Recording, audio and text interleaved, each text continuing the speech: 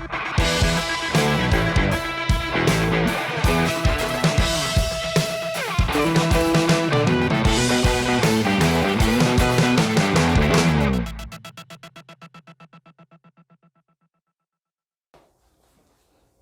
and welcome to Talkin Reptiles with myself, Mark Perpetua of Reptile Encounters, and my good friends at Hudson Valley Reptile and Rescue. Today's species spotlight is the Red Foot Tortoise, an animal over recent years that has become increasingly popular in the pet trade. And there's good reasons for it. Tortoises are one of the more personable reptiles that you're going to meet. They feel their shell is such good protection. They're not very snappy like turtles. And because they're land animals, they don't require a huge tank of water that needs filtration or regular cleaning. But when caring for a red foot tortoise, we do need to consider what type of environmental needs it has. And to do that, we have to think of where they live in the wild.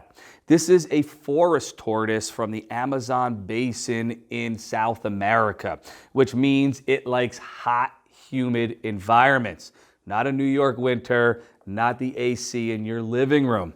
This is an animal that, although it's a land animal, does like water. I mean, it lives in the rainforest. It rains every day, so they normally have lots of puddles to crawl through. Great place for them to stay hydrated and even relieve themselves. So I give him a soak at least 3 times a week, not to keep him clean or give him a bath, but just to give him one of his environmental needs. The other thing that's appealing about red foot tortoises are they're vegetarians. So this is an animal that'll eat a variety of greens. If you got healthy lawn with no fertilizers or pesticides on it, they love to graze. Dandelion greens. It's easy to get greens in the wintertime as well from the produce section, mixed in with lots of vitamins to keep them healthy. Vegetable matter and fruits just a little bit like treats. But they do like strawberries, whether it has something to do with their red coloration in their scales on their feet or just something tasty to them about a strawberry. But some of the things you'll notice on a tortoise that make them different from turtles is their higher dome shell.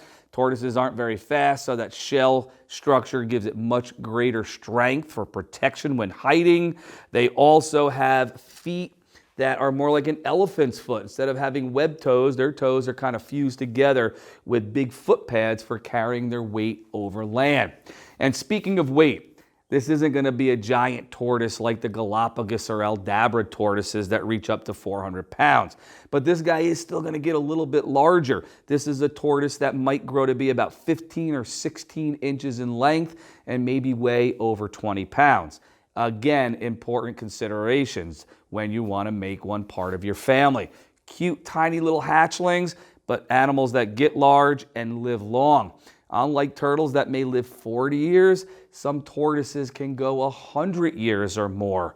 I'm not really sure on the exact age of a red foot tortoise, but one of the oldest tortoises in record, it was 157 years old. Now, I know I keep calling this guy, and this is a male, and one of the ways to tell on a tortoise has to do with the shape of the bottom part of their shell called the plastron. In order to mate on that high dome shell, he's got a concave or dip in the plastron that allows him to balance better on the female's back. If this was a female, she'd have a flat plastron straight across, giving her more room in her body, of course, to hold the eggs at laying season. They are successful breeders in captivity. A lot of people will breed them, and that's why they become super popular in recent years on the pet trade. But interesting species spotlight today, the red foot tortoise from South America. Again, remember to like, subscribe, and keep coming back as we do more species spotlights and continue talking reptiles.